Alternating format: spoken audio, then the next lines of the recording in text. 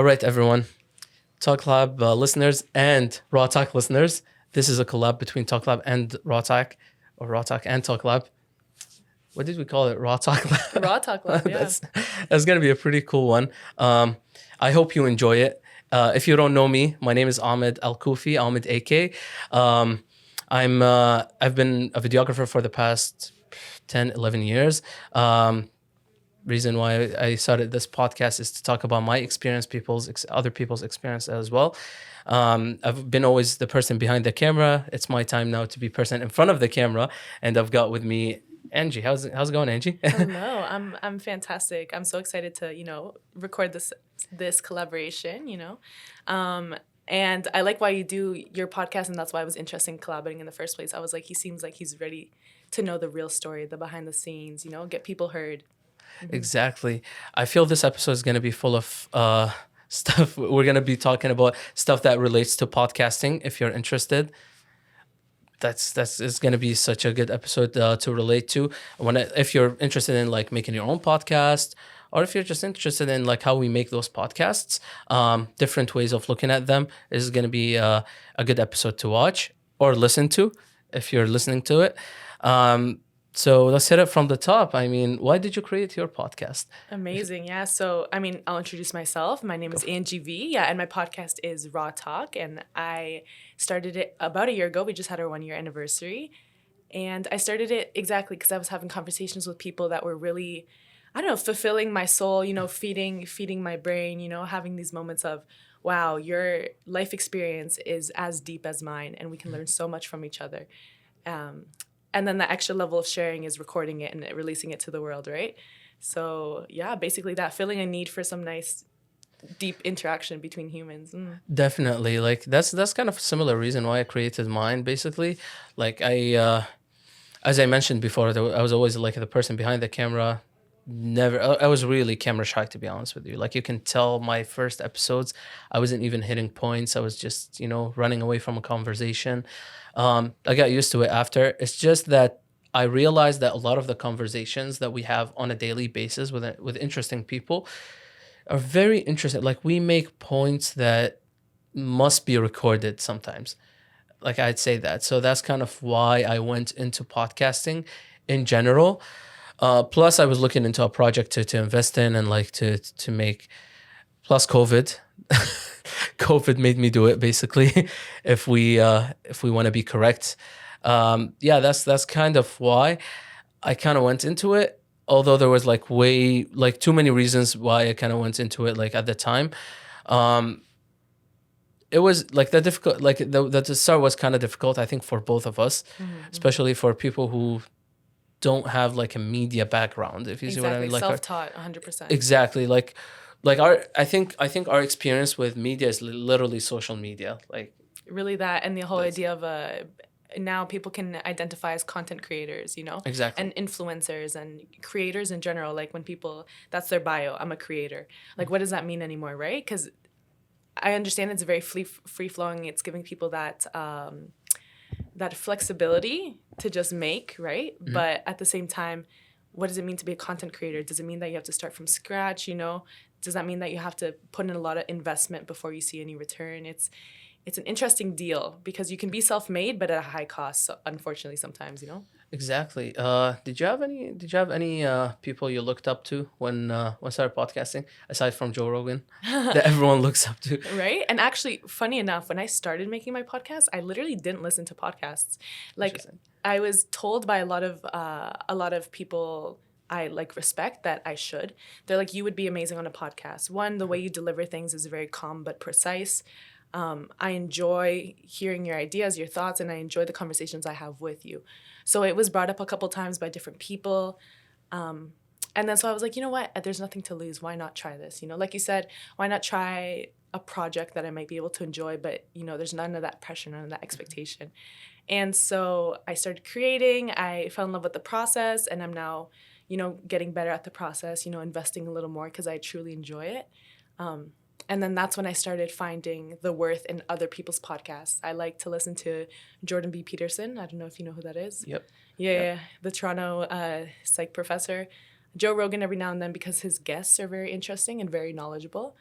I listened to some philosophy ones too. There's one called Philosophy This Is This, because it's just the delivery. These people are really good at delivering quality content. Interesting. And what an interesting thing about your podcast is some of episodes are solo, like you don't have a guest. That's one thing that I still cannot do myself, to be honest with you. I need to have someone to talk to. Like I can't really deliver. Like I don't think I would be able to unless I really try hard to do so. That's why I never went into like solo episodes. I think people are gonna be bored of me just talking. Although like you deliver a lot of things in an interesting way. Like last episode that I was listening to was this morning. I think it was What is Love. That was a good one. Oh, Like bless you, thank you. like thank you for putting that episode out, to be honest with you, for a lot of reasons.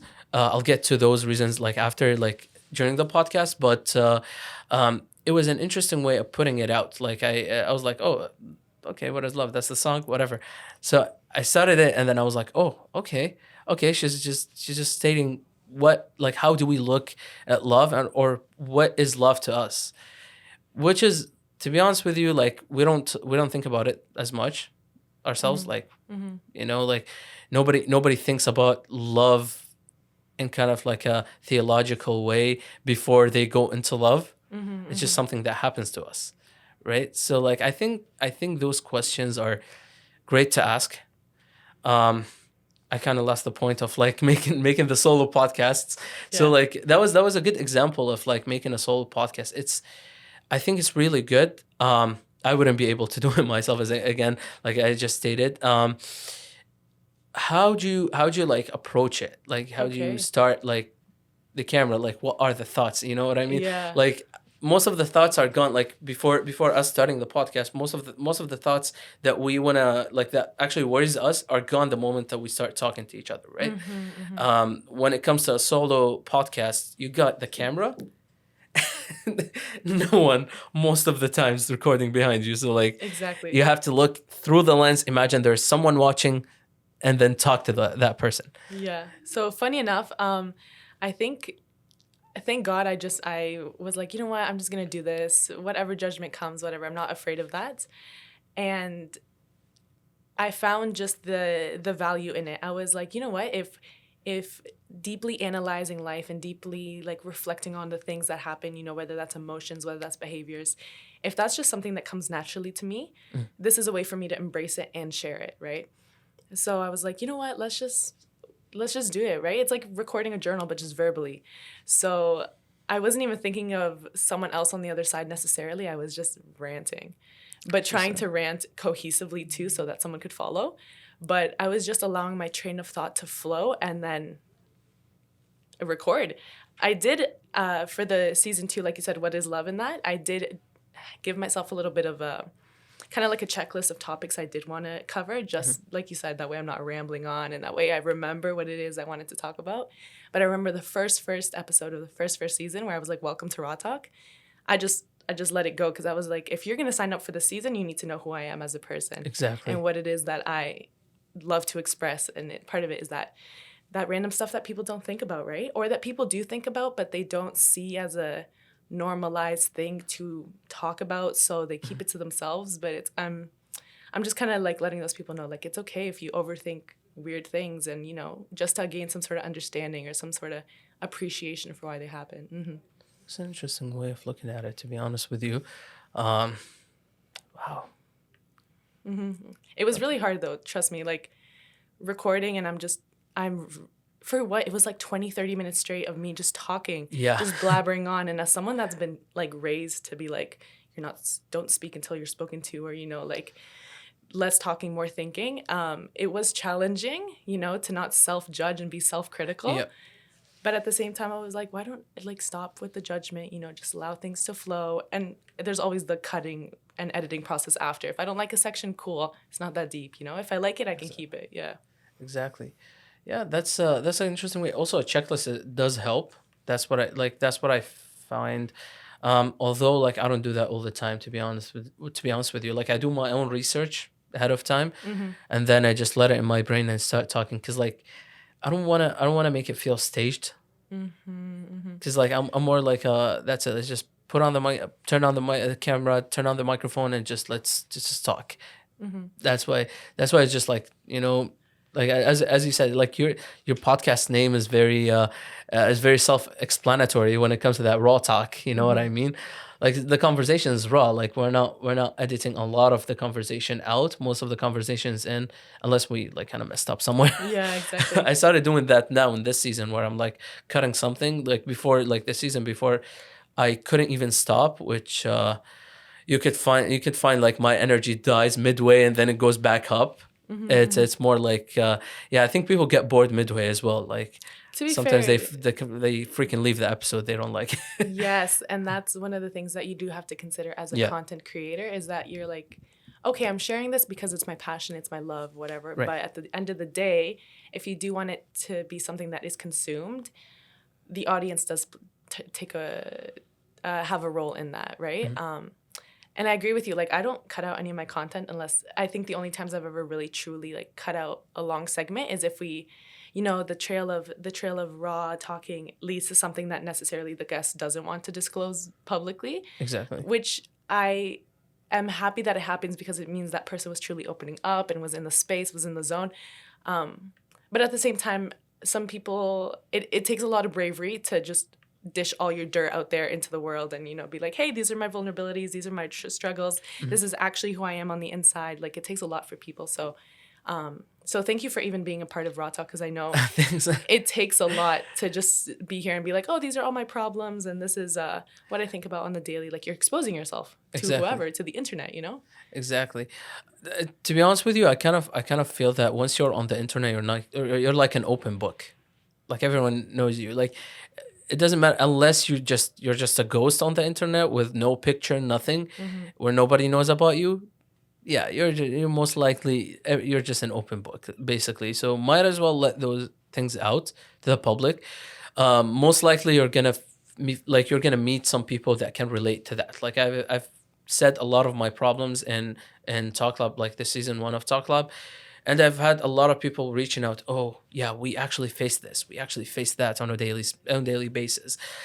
It's just like, although like while I was like putting those problems out, I kind of like thought to myself, I was like, what am I doing? Like, why am I letting my vulnerabilities, or why am I telling people my vulnerabilities? Like, what the heck?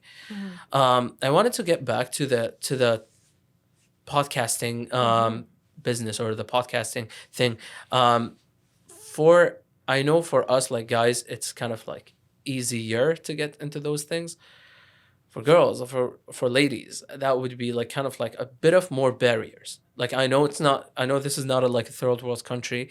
I've met a lot of creators from my background. Like I'm from Iraq. I lived in Lebanon too, so like I'm Iraqi Lebanese. So I've met a lot of women there that face a lot of difficulties creating content online, because they get batched basically, or they get attacked like on a daily basis. Like I've seen threat messages to them, and I'm Oh my like, goodness. oh my god.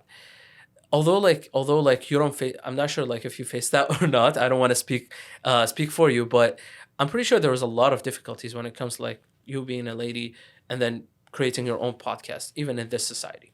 So I can definitely speak a bit about that, because even though necessarily I haven't faced any normal struggles myself, because of being a female, or identifying it as a woman and all this stuff, and even being technically a person of color, because I was born in Colombia, immigrated here with my parents when I was super young, and I think the biggest barrier tends to be this whole like persona that the world sees you as, because you or maybe anybody else, a guy, it's just someone making a podcast, but all of a sudden people like to put labels to things. So rather Yeah. than me just making a podcast, I'm now a BIPOC woman making a podcast, and now, since that's part of that identity, do I need to make sure I'm always focusing on BIPOC empowerment? Am I always focusing on feminism conversations, and even though those are topics I like to discuss, it is, I know that it tends to be people's default to start categorizing,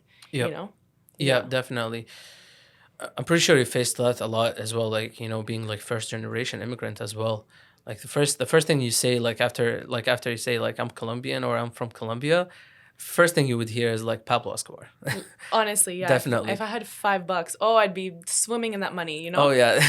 Pablo Escobar, or even unfortunately the fetishizing of Latino women or the Yeah. Latino culture, even the language. So it is difficult because it's something that it's just a habit. I know that it's ingrained in a lot of people, but it does anything but help. Like it's actually just worsening the behavior, you know?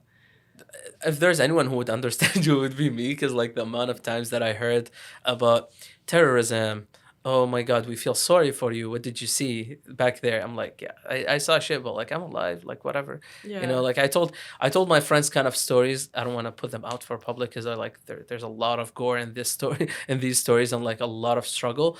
But like it didn't like, I'm thankful it didn't give me PTSD. Like I kind of look back at those stories, I'm thankful that I'm alive, I'm thankful that like I didn't see worse than this, because I heard way worse stories coming back from Iraq.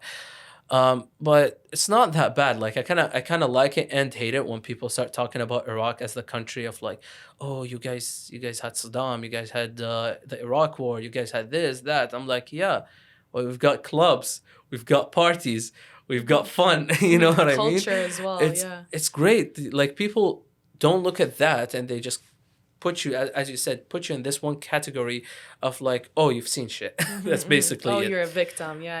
Exactly. You've suffered. Oh, Exactly. pity you. And then they want you to live in that mentality, you know, like the victim mentality of like, oh, I can't do anything. Yeah, like I've seen stuff. Like I'm a victim, right? No, I Exactly. can do shit. Like I'm capable of doing stuff like podcasts. I can speak out. I can create content that people relate to. You know, aside from me being Iraqi, I live in this country. I kind of get cold when I get outside. You know that. Exactly, but so does everyone else. Yeah. Exactly. So yeah, like being a first as well, like first generation immigrant, you probably face that kind of like thing, the categorizing thing. Did your parents like talk to you when you created your podcast? Did you have anything from your parents? So actually, they've always been so supportive of everything. Like Thankfully. thankfully, I've had such a like loving, supportive family growing up with everything I do. I'm also a dancer, so Yeah. since day one, they've been supporting that and all of my inquiries. And of course, I mean, a lot of it is, you know, I let them know the effort I'm putting into it. I'm saving up to buy myself a mic. I'm, you know, it's not that it's given to me, because that unfortunately sometimes supportive family people are like, oh, you're given everything to you, then you haven't worked a day in your life for anything hard, right? Yeah. And even though I was born in Colombia, I still moved to Canada when I was like 2 years old. So truly, culturally and everything, I didn't live there, you know. But my parents passed down as much as they could, while still understanding that assimilation is kind of necessary to fit in when you live here, right? Because I can't tell you the amount of times people would be rude to my parents because they didn't speak proper English, you know? Yep. The whole accent thing, the whole being treated differently because you're a person of color, like that whole thing, or the weird racist jokes, and you're like, I thought we were over this, man, you know? The assumptions, just so much that you're like, okay, are we done with that? Because now let's talk like person to person, human to human, you know? Exactly. Wow. The amount of times that actually my parents got that too. Like my dad, if someone sees my dad, they think that he's white. My dad looks white as Got you. like he's like this kind of Iraqi, because like Brits were there, so we kind of got passed on like the Brits genes, and as well like the what is it, the Turkish genes as well. Like he looks white. Problem is he doesn't speak English well, and it's very broken. I'm like, Dad, you know, if you spoke English, we'd be so privileged. Can you please learn that? Exactly. So yeah, like that's one thing that like they face, and I feel bad for them, because they don't understand the country very well. Like till this day, they have this understanding of the country, and they're like, yeah, like that's it. Like we're not part of it. You know what I mean? Like as much as they try to become part of it, uh, it's always difficult. I know a lot of stories from other parents that actually like, you know, were able to get used to like the country, get used to Canada, but those are like not many stories. Like those are very very small percentage of Yeah. of the actual like first generation immigrants. So when it comes to us, I think like it would be very difficult or very tricky when, you know, when you want to create something like a podcast and try to explain to your parents, oh, by the way, like, you know, you can make a living out of this. Like I love this. but you also can make a living out of this. Because like, I'm not sure for you guys, but for us, you have three options: either a doctor, a lawyer, engineer. Fourth option, you're a disgrace to the family. I definitely have a lot to comment on what you said. So yes, this pressure, like you said, your parents literally sacrificed everything for you to have this brighter future in first world North America, and then I definitely have a lot of immigrant friends that who say their parents are just they're still in this cultural shock. Yeah, you have the stability. Yeah, you have this whole idea of freedom, but at what cost? Like your parents no longer have friends because everyone's very spaced out here, like distance. Like there's no such thing as that cultural thing where all the moms get together, all the dads get together, and they have giant feasts every weekend. And it's cold in general, so people don't want to really leave their houses. There's a lot that our parents are sacrificing on the daily, and I've definitely felt that pressure where I'm like, okay, you're doing this for me. I guess I'll go fulfill your dreams, right? But then it's almost like a contradiction. They came here to give you a better future, a better life, right? Right. And what we're doing right now is technically reaping those rewards. Like we are so privileged that we can do a high risk project like this where it's a lot of investment but a lot of return.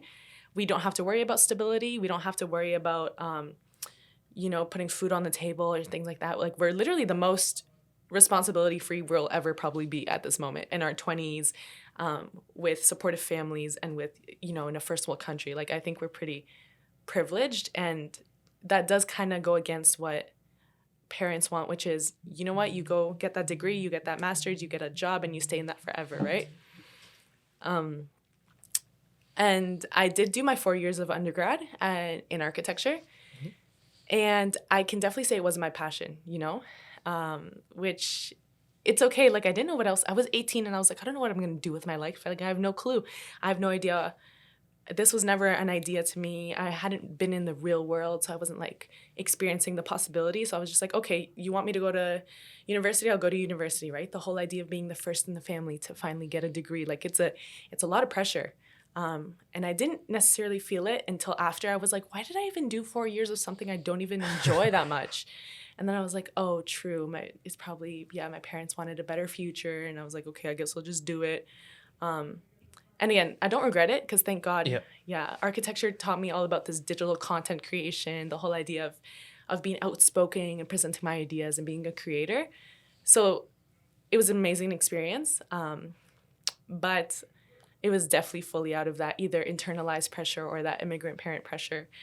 And yeah, here we are. They're still very supportive because they see they're kind of understanding that like maybe they can do something with the internet. Maybe they can gain a successful living by not having to work a 9 to 5. It's kind of becoming part of the realm, but I don't know if you can relate, because I know there are parents that are still stuck in that like boomer mentality. Yeah. My parents are kind of like in the middle. They're like worried. Like they're like, yeah, like you can continue. Like thankfully I found like a passion in chemistry. That's why I'm going to study it, not only for my parents, but like parts of it was like pressure from them. Like they're worried. They're like, what are you gonna do? You don't have a degree. You don't have this. You don't have that. Well, like experience is more important right now, especially in my field. Like I've been like going on and off with photography and videography and filmmaking.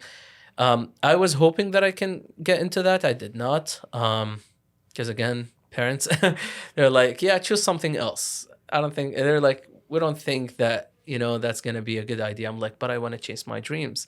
They're like, yeah, that's how you get broke. So that's one thing that they're worried about, like, because like again, like they've seen war, they've seen poverty, they've seen a lot of people fall down because they did not like have proper management of their dreams or of their time, so they just went blindly into chasing their dreams, which is like a big no-no. Like if you're listening to this podcast and you take from us as well, like that we say you don't need education, you don't need like a university degree or a college degree, also take from us that do not go blindly. I mean, like you've got resources right now, the internet. I wish back in 2012, like when I was like doing photography and stuff like that, I wish internet or YouTube was that big and had that many creators online that I can reach out to or watch their videos. So whatever you have passion in, definitely study it first. Go watch YouTube videos. For myself, what worked for me, what people don't know is I took a gap year in between high school and university. Amazing, yeah. So I was thinking about what am I going into. So I kind of like I went into construction. I worked as a construction worker. I worked as a locksmith too, and then I worked in customer service. So like I kind of like I tried multiple fields. I was asking a lot of people like what their fields are and how they got into it. I kind of started researching my own until I found that okay, I kind of like chemistry. It's difficult. Like a lot of people told me, "What the heck are you doing?" But like it is what it is, you know. Like I like this field. I'm going that route. Mm-hmm. So do your own research. Um, See what would be like. You know, wait out. Like this something. This is something that's gonna take like 8 years. Are you gonna really invest 8 years into this thing? And you like there's a possibility that you're gonna leave mid those 8 years. So you just wasted your whole 4 years for nothing. Mm. So that's one thing. Like people becoming doctors, that's something difficult. It Like is, I feel yeah. bad. You know what I mean? Mhm. Especially if they're forced into it. Exactly. It's a lot of high commitment, and I Mhm. like that you said like a lot of people do comment. They comment and comment, and Yeah, unfortunately, it's because a lot of people comment because if they're not able to achieve their own dream, why would they ever support anyone else's, right? Or there's exactly. there's that built-up resentment. But it's not that anyone that says anything about you is doing it out of bad fate, but at the end of the day, supporters or not, it's your life. It's what Exactly. you want to do. They're your dreams, and the only one that cares enough to go get it or Is not you. is you. Exactly. Um, so this whole idea of comparing even timelines with other people or comparing pathways, like even though these people are all podcasters, it doesn't mean I have to follow one of those paths. I can make my own path. Exactly. And that's what I do love about kind of our digital age and things is that as long as we figure it out on our own, it kind of goes. As long as we prove that we're willing to do what it takes and that we're talented and we're skilled, um, that's the beauty of today and age, right? Yeah, and you said this idea of committing to 8 years of your life and that. I know there's a lot of pressure on like, oh, time goes by so fast, but at the same time, like I did a whole undergrad. That was 4 years of my life. Mhm. So I'm now 22, turning 23, but I still feel like I'm young, like I'm just starting. I have all this potential in front of me. So even though a lot of people are like, oh, there goes 4 years of my life, like homie, but I don't know, if you're doing the right kind of reflection, if you're doing the right kind of growing, the right amount of challenging yourself, it's about the quality of stuff that happens during that time, Mhm. Um, I especially experienced this, especially during pandemic. I don't know, a lot of people went through a couple months where they were like, I'm literally a different person, Yeah. because it was very saturated and very confined reflection and growth and moments of processing what it is I want to be or who I want to be, right? So it's not about the time, it's what you do with that time, it's how your Exactly. use of that time. Exactly. And that's one thing that like when it comes as again to education, unless you understand how important it is to get educated or like going into university and stuff like that. Like I had an idea of like I went into university pretty late again, like because I came from Lebanon. I had to do like a year and a half, and then like that's that I repeated like kind of a year and a half. I lost it, and then there was 1 year of like gap year. So like I'm kind of like in between 3 years that I'm like behind on that, and I thought I'm like, oh my god, I'm gonna be late, whatever. I went in. I'm seeing 80 years old going to university, going to my same classes. I'm like, oh my god, like that's what it means to seek your education basically, unless you have that passion, and you don't care about like the age that you're going in or the time that you're spending. I don't think you should go in because you'd be wasting your time, to be honest Mm-hmm. with you. Like you will Mm-hmm. not be there physically, like. Exactly. People forget that you should actually enjoy learning. Like, if it's something you like to do, you should be enjoying it and shouldn't even feel like work. Mhm. And I think that's why a lot of people hate the school system and the education system, not Yep. because it's structured, but because they're learning about something they don't care about. Because I Exactly. know now that I'm out of school and I could either sit at home all day and do absolutely nothing, or I could fill my day with things that I enjoy and things that I hate. I have found a passion for, reading philosophy books, reading metaphysics books, reading self-help books, and I love it. And I'm there studying as if it were school. I'm making notes, I'm highlighting, and I'm like, see, this is not work to me. Whatever it was before, it wasn't about the structure then. It wasn't about the way I was doing it. It was about what I was learning. Again, going back to like the difficulties of producing a podcast, um, talking to the microphone on itself, I don't think that's that difficult. It's about getting in the space of, okay, pretend there's no camera here, pretend there's no time limit. Because, that's one thing. Yeah, the best conversations I've had with people are always off camera, always off recording. Unfortunately, yes. Unfortunately, and I'm like, damn, I wish I would have recorded it. And obviously, there's a lot of like ethics involved. You can't just record people without their consent. You know exactly. what I mean? But it would be insane, like, if I was able to capture every one of those moments. And obviously, you can kind of retouch the topics, but there's something about having two people almost, like, dissect a problem or dissect a phenomenon right in front of you. It's about, like, all those discoveries that happen firsthand. Like, you're almost, like, witnessing, I don't know, some sort of discovery, some sort of explanation, some sort of, like, enlightenment. I don't know. It's very different. So that's the only trouble I've found with like recording the podcast with the kind of topics I like to talk about, because it does, you know, it's hard to get in that space of like, okay, what if we weren't in front of a camera right now, you know? Yeah, I feel again like right now because this is way easier. I can talk to a guest. I don't have to look into the camera. Yeah, It's one thing. I tried vlogging before that did not end up very well. Like I literally took every vlog that I produced. I took them all down. I'm like, this is really cringe, man. Do not do that again.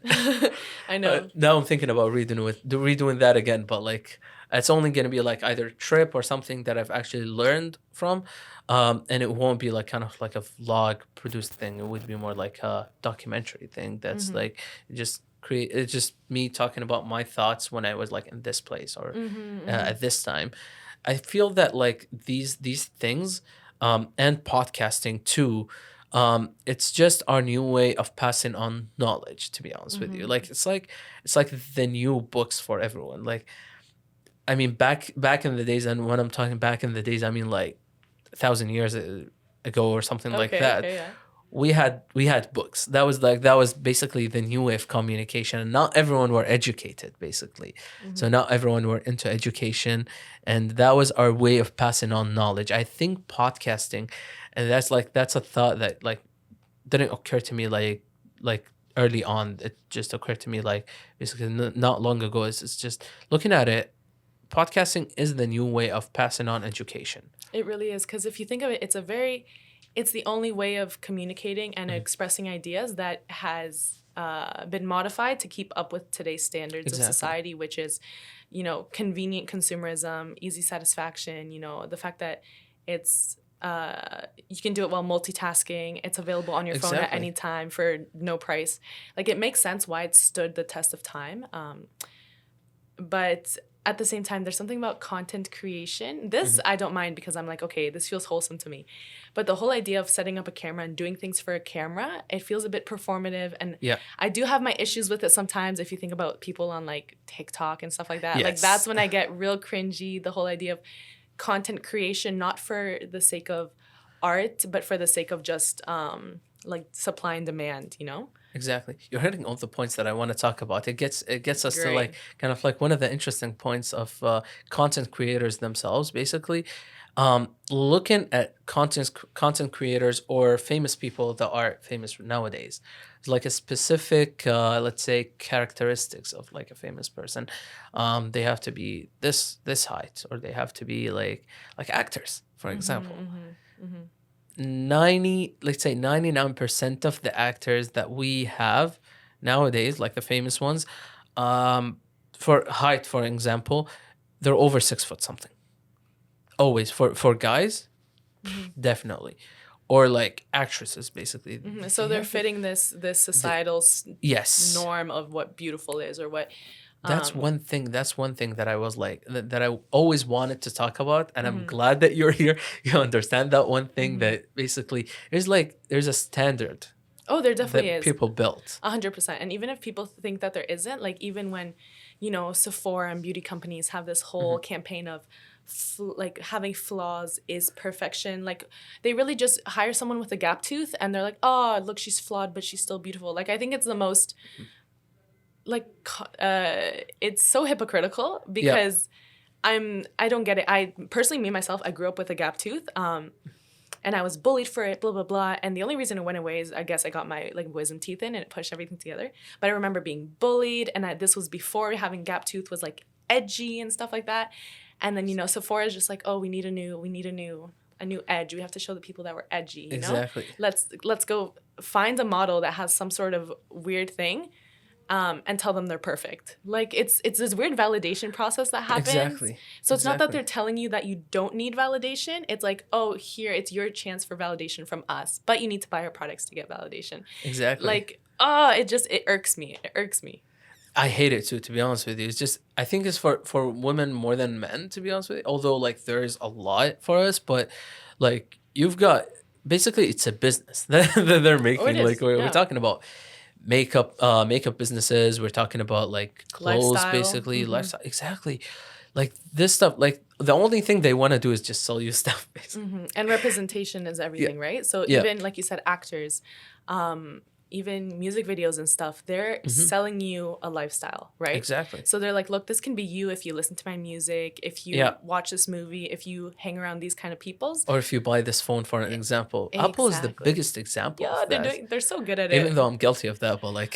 No, fully. At least we're aware, I guess. But fully, the way they make it seem like, oh, you can achieve everything and you're sleek, but you're also...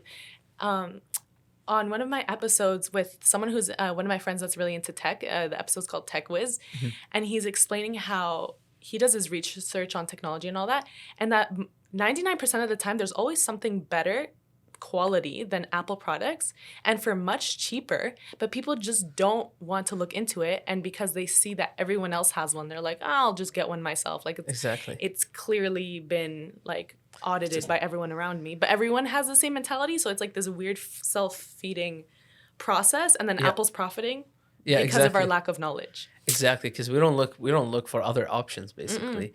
That's one thing. My God, wow. Yeah, again, so like we standardized I said that word. Okay, that's it. Okay, there you go.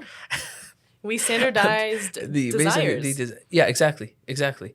So basically there's this image of a person. Like when it comes to content creator, not every guy, for an example, has to look like Logan Paul or like KSI, you know, like not every guy has to be jacked absolutely to create content, you know what I mean? Not every guy has to not every woman has to look extremely beautiful to create content, and not every, the thing is, like, that's what I hate. One thing that I hate on TikTok is the thing that we made as a standard nowadays is shaking for the camera, basically. Fully. You're a dancer, you understand. There's a lot behind dancing, a lot more than freaking shaking your to the camera. You know what I mean? Like, stop. I can go deep into that. I'll be concise, but let me as a dancer. The second TikTok happened, and I was like, cringy, because I mean, I like that non-dancers are dancing. Yeah. But don't call yourself a dancer because you're doing TikTok dances, because truly, unfortunately, there's that whole debacle about no one giving credits to where these dances are coming from, and it's usually people of color whose dances are then copied by, you know, people like white people, like you said, that's standard, like beauty, everyone's gonna love these people once they go viral, and then they don't credit where they got it from, which is always people of color creating these dances. Secondly, the idea of twerking and all that stuff, there is an actual cultural root to it that dates back to, you know, the evolution of hip hop and the dances that were coming up in these social settings. Right. But because, again, it's been decontextualized, it's been appropriated by people that don't know the culture, and now it's this weird, like, just heavily sexual expression. For attention, for clout, for followers, for, again, influence. Like, it doesn't, it's, I don't know. I've had so many people come up to me and be like, oh, why don't you dance on TikTok? And I'm like, that would be the worst thing I could possibly do as a dancer who wants to create authentic art. That's one thing when it comes to, again, I heard this a lot, and I kind of have a similar thought, not the same thing, but like when it comes to respecting women online, um, I don't think you're taking that respect once you're shaking for the camera, but you're kind of like, asking for those disrespectful comment kind of thing.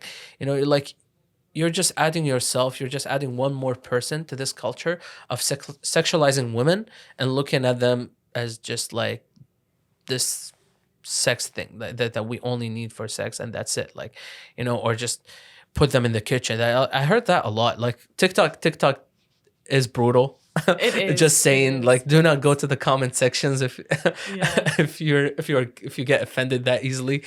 Um, you read that in the comments, and you're like, how dare you? First of all, second of all, what the heck? Yeah. 2022, man. Yeah, right. Chill. Like these jokes, I know they used to be funny because they're funny because they're so whack. Like Yeah. you still fully are saying this in today and age.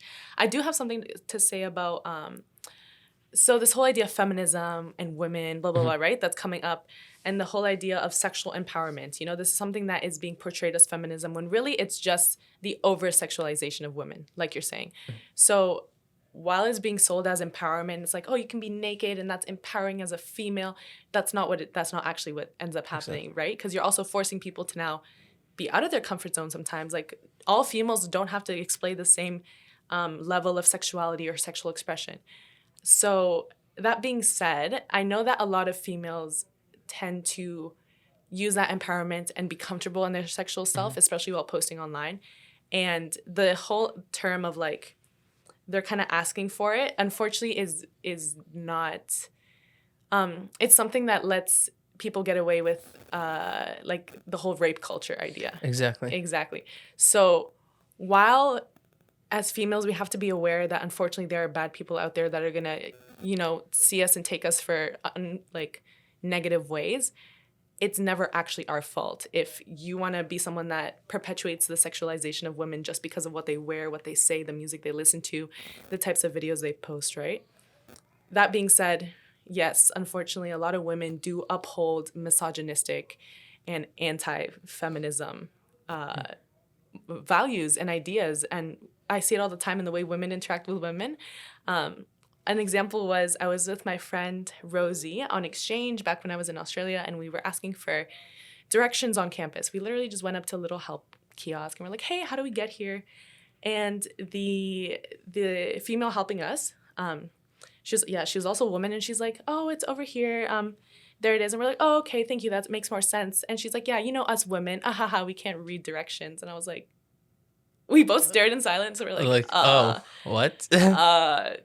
What? Like, there's literally no men here. There's no reason for you to say that or validate any men. 2, do you actually believe all women are stupid and incapable? Like, it was just a weird thing of like, honey, don't do it to ourselves. Let's not do it to ourselves, That's one thing. Like that's one thing that I was always afraid of approaching is the idea of feminism on my podcast, because again, like I can't really bring another guy and just talk about feminism and I'll be attacked easily. Just saying, even though I believe in it myself. Yeah. Like, and you could, in the sense of having an open discussion.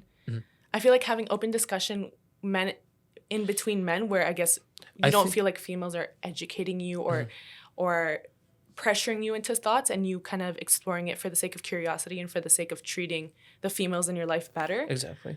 That is an option. Even though like also I think if we talk about it, us men, because like if we look at it this way, we're like the more privileged side in this let's say in this thing, like social issue. Well, if we talk about it, if we kind of put it out there, it would be more effective for us for the idea of feminism.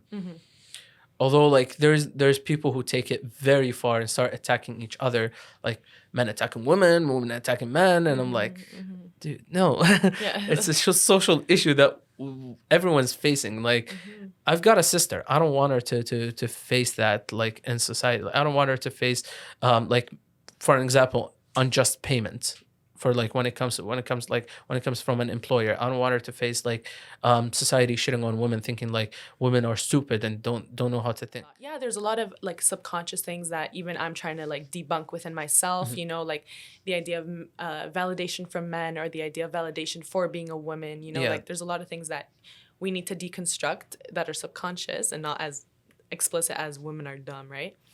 And I think it's also a very important part about real feminism, not extreme feminazis where, they're like, Yep. fuck men, the important thing is empowering both, because Exactly. whether you want to believe it or not, there tends to be some sort of difference between man and woman, whatever Exactly. that means to you, whether that's gender, whether that's sex, whatever, whether that's identity, whatever that is. But there is a difference, and that's why women tend to be a lot more empathetic and a lot more, what's that word? Where they care for others, they're Okay. able to think about others, they're able to multitask. Like, this is almost innate nature, whereas men, like you said, they like to put in physical labor. They like to be able to be dependent on and have responsibility. Like, it's not that women can't have responsibility and can't work hard. There just definitely tends to be can. patterns. Exactly. And why fight our nature? Why fight these things that we could use to our advantage? If I'm already an empathetic person, whether that's female or whether that's just me as a person, why am I fighting it? Just to prove to someone that, oh, but I can be strong too. Like, no, who are you? Who are for what? I don't know. I feel like a lot of people are fighting the wrong fight, Yeah, you can't. The thing is, like, you can't fight nature. You know what I mean? Like, I don't want to bring that example. Never mind. There was an example in my hand. I didn't want to bring it because I know probably I will get attacked for that. But there's this thing is like I was actually doing a discussion. Think back in 2017. It was equity versus equality.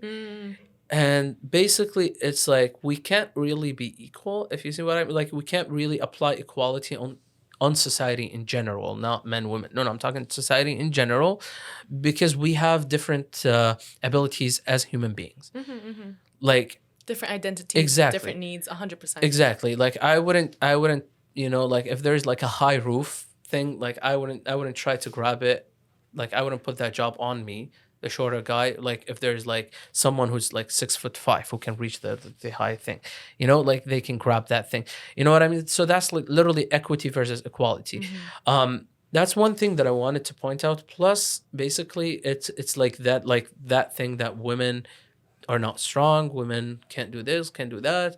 Well, here you go. So there's I'm not sure, like, if you read when I sent you. Basically, it's, or if you've been following me like for the past few, say, months or something.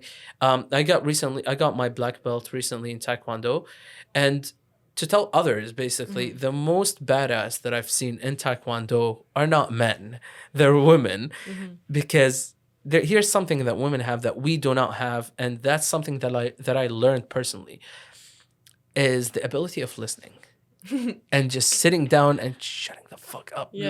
Like, I go to class and I'm looking around and I'm seeing guys, like, the coach is explaining something, guys are joking, girls sitting down paying attention to the coach, even though this is like the 100th time that they've seen him like do the same thing over, but you're always learning something. So that's one thing that I've learned myself, is to listen, watch out, be quiet. That's one thing, because like I've learned that thing is like the quiet ones are the most dangerous ones, because you never know when they're gonna strike. So in general, like in fighting and in real life, so like bringing it to real life, being quiet or like not speaking up all the time, not having like a loud voice, let's say, because that's the typical standard that we see when it comes to men, like the loudest people. They're always like blah blah blah, fighting, trying to show off their muscles, basically. That's what they're created for. So that's one thing, is that we think that by doing that, men are automatically stronger and manlier, basically. No, that's not the case. Like, that's one thing also, like, people put on men, for example, men shouldn't cry. No, why the fuck? Like, dude, women, men, everyone, they've got feelings. Like, if like, let's say, God forbid, one of my parents, has something, I will cry. Like, I'm a human being, I've got emotions. I'm gonna let them out. Yes, I think specifically with that specific example, I think it's been more socially accepted for women to cry. So we just got used to it because we're like, okay, we can cry whenever we want. Whereas I assume men had to always hold back because they're like, even though I want to, I shouldn't, you know? Hmm. Um, and I like the back and forth of, yeah, the most, not even the most manliest men, but the men that I've felt are actually self-confident, Hmm. actually self-empowered, and that have defined for themselves what it is to be a man or to be, an individual and independent. They're the ones that are willing to try on a dress for fun. They're the ones that are willing to do things that are normatively feminine or girly things to do. Like they like they flourish in it. They love it Hmm. because they're like, I'm so great about who I am and what my identity is. This piece of clothing is not going to change that. This, Exactly. me trying this more subdued activity is never going to change that either. So I think it's a conversation a lot of people have to have with themselves of, why am I avoiding doing that? Or why am I avoiding wearing that? Or why am I avoiding that activity? Is it because I don't want to do it, or because I think it'll make me look like something I'm not? Because then you have to check yourself. You're like, am I insecure? Which is okay. It's fine. Everyone's insecure about something. Exactly. But it is something that you need to deal with, Hmm. because you pressuring yourself into being something you're not is literally the opposite of growth. Like it's literally stunting you, you know? That's amazing, actually. To be honest with you, that's a couple of things that we actually had to deal with as well, like coming in front of cameras. Again, going Yes, back to the same 100%. thing, in front of cameras. You know that there will be, even if it's 10 people watching you, you know that there will be 10 people watching you. Like, this is a small room. If 10 people are in here, this room is going to be filled of people. Yeah, It won't be COVID. It won't be COVID safely. So, like, yeah. Yeah. One day we'll have live shows. That'd be oh, cool, definitely. I'm hoping so. right? So yeah, like, so that's like going back to the thing. That's one thing that you think about. Like, you become aware of, like, oh, like my hair wasn't like that good, or like, oh shit, I've got a pimple that day, or just Mhm. like, I don't look my best on that day. That's one thing that we deal with, because again, of if we're going back to the standard image that we built of content creators, it's like, yeah, they always have to look perfect. This idea of exposing your non-perfect side on social media. Mhm. And as much as I'm like, okay, yes, like it's all about representation. It matters, you finally seeing someone online that looks like you, or that talks like you, or that acts like you, or has the same disability maybe, or the same skin tone, whatever. It's very validating, and it makes you feel like you're a part of, the normal world. But at the same time, it's still reinforcing the idea of validation. And that's Okay. still where my issue is with a lot of it, because you shouldn't need validation. I know that it's a normal thing to experience, Mhm. but eventually, I feel like a good way of being self assured and self confident is to never need validation, and to never seek it, to never have that as an excuse for why you can and can't do things, right? So, as much as there was a whole idea of like fat shaming and the fat phobia, and then so women would be out here in bikinis, but they'd be like plus size, and they'd be like, see, look at my rolls, like I'm normal just like you. And yes, that was very like supportive for a lot of plus size women that are like, oh, she's wearing a bikini but she looks like me, that's cool, I can do that too. But at the same time,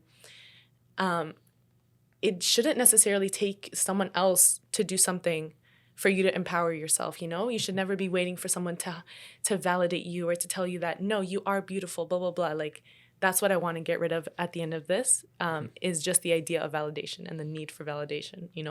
Exactly. That's actually a good way of looking at it, and I like that you went back into it, because we were talking about men validating women, and that idea of, like, they have to, they don't, like, exactly, like, you validate you, basically. Yeah, you validate yourself as much as you want. Yeah. Exactly. That's as simple as we can state it, basically. Um, as we're moving, like, towards the end of the podcast thing, there's a cheesy question that this podcast has, by the way. Okay, I'm excited. Let's Okay, go. so, and I like to ask it in every episode. So if you had to compare yourself to the superhero of your childhood, Ooh, how much would you fit that criteria? the superhero of my childhood. Or would you say that you are, like, nowadays you are the superhero? You've become the superhero of your childhood. I think I have, if the only thing I can think about when I think the superhero is like Barbie, okay? Okay. Because I grew up on just a shit ton of Barbie movies, Mm. like as a little girl, like that's all I watched, those VHSs, those shows. And I can think of that in the sense that, they portray Barbie to be this, again, She's the main character of her own show. Mm-hmm. It's almost like roles reversed. Any guy that exists it was a love interest for her, but mainly the only empowering thing like that I truly like is that she's this idea of she can do anything she wants and she's everything. She's an astronaut, she's a horseback rider, she's a comedian, like anything. And I think now that you're asking me, I'm really thinking about this on the spot. That did give me, that is something I've in a way embodied growing up. I don't set limitations on myself. I'm like, hey, I want to start a podcast. Okay, bet, whatever. Nothing's impossible. I want to start making art. Cool. I want to start reading books and studying random things. Cool. I want to go learn how to make latte art. Cool. Like, there's no such thing as limitations for me. So I would say my younger self would be pretty impressed, considering even though there was very little expectation on my own accord, I've been able to exceed anything that I thought I was even possible at this point. Like, especially if we get back to the podcast, it was never in my radar. Never did I think I'd be out here releasing episodes of me talking to people. Never did I think I would be making coffee for people and them telling me about their day and, being like a weird, I don't know, like, it's cool. I'm glad. I'm proud, I guess, in a way. Yeah. Barbie. There you go. Yeah. There you go. I mean, like, this question actually brings the deeper side of people. I find it's kind of cheesy, but like it brings the deeper side of people because they don't think about it a lot. You know what I mean? But then once you start comparing yourself to that person, you're like, oh, okay, like I've come so far. You know what I mean? So thank you for being here, first of all. Of course. No, Thanks, thank you for accepting the invite to collab.